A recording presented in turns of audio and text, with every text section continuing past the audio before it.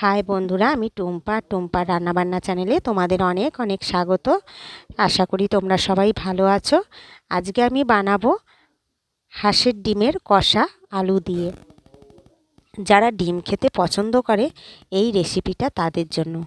আর হ্যাঁ, যারা আমার চ্যানেলটা সাবস্ক্রাইব করনি তারা সাবস্ক্রাইব করে চ্যানেলটার পাশে থাকবে। তো আমি ডিমগুলোকে প্রথমে সিদ্ধ করে নিচ্ছি। একটা পাত্রের মধ্যে গরম জলের মধ্যে এক এক করে আমি আস্তে আস্তে ডিমগুলোকে ছেড়ে দিচ্ছি। এরপরে ওই ডিমের মধ্যেই দিয়ে দিচ্ছি কয়েক টুকরো আলু, ওর মধ্যে দিয়ে দিচ্ছি হাফ চামচের মতন নুন, দিয়ে ঢাকা চাপা দিয়ে আধ ঘন্টার মতন ফুটতে দিলাম।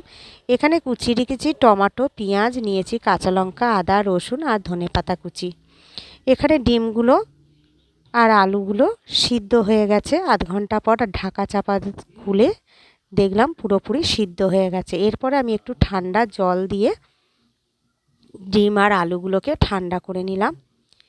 আমি ডিমগুলোকে ছাড়িয়ে নিচ্ছি। প্রত্যেকটা ডিম পারফেক্টভাবে ছাড়ানো হয়ে যাবে।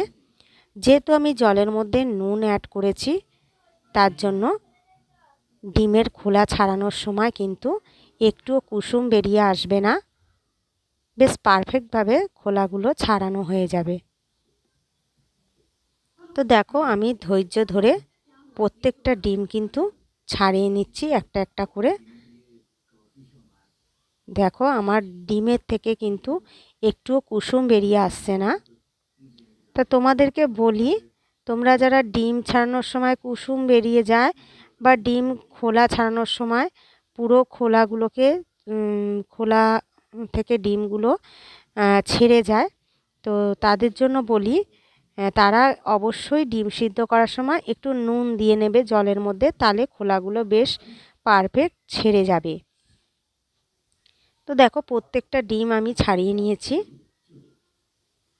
দেখো, বেশ সুন্দরভাবে ছাড়ানো হয়ে গেল। এরপরে আমি একটা চাকুর সাহায্যে ডিমের পেটগুলোকে চিড়ে নেব। তাতে লবণটা আর মশলার গন্ধটা ডিমের মধ্যে বেশ এসে যাবে। এরপরে আমি ডিমগুলোর মধ্যে একটু নুন আর হলুদ মাখিয়ে রেখে দেবো। কড়ার মধ্যে তেল গরম করে ডিমগুলোকে ছেড়ে লাল লাল করে ভেজে তুলে নেব। ওই তেলের মধ্যেই দিয়ে দেবো গোটা তেজপাতা ফোড়ন, গোটা জিরে ফোড়ন, আর দিয়ে দেবো কুচনো পেঁয়াজ, কুচনো টমেটো, আর দেবো লবণ, আদা রসুন বাটা, লঙ্কা বাটা, জিরে গুঁড়ো, ধনে গুঁড়ো আর হলুদ দিয়ে ভালো করে নাড়িয়ে চাড়িয়ে কাশ্মীরি লঙ্কার গুঁড়ো দিয়ে কষিয়ে নিতে হবে। কাশ্মীরি লঙ্কার গুঁড়োটা দিলে লাল কালারটা যে আসে, দেখতে ভীষণ লোভনীয় হয়। এরপরে সিদ্ধ করে রাখা আলুগুলো দিয়ে ভালো করে কষিয়ে নিতে হবে। পরিমাণ মতন গরম জল দিয়ে আমি আলুটা একটু ফুটিয়ে নিলাম। এরপরে আমি ডিমগুলোকে দিয়ে কিছুক্ষণ ফুটতে দেবো। দিয়ে দেবো উপর থেকে গরম মশলার গুঁড়ো। এরপরে আমি সার্ভ করব। খেতে কিন্তু অসাধারণ হয়। বাড়িতে এইভাবে তোমরা ট্রাই করো।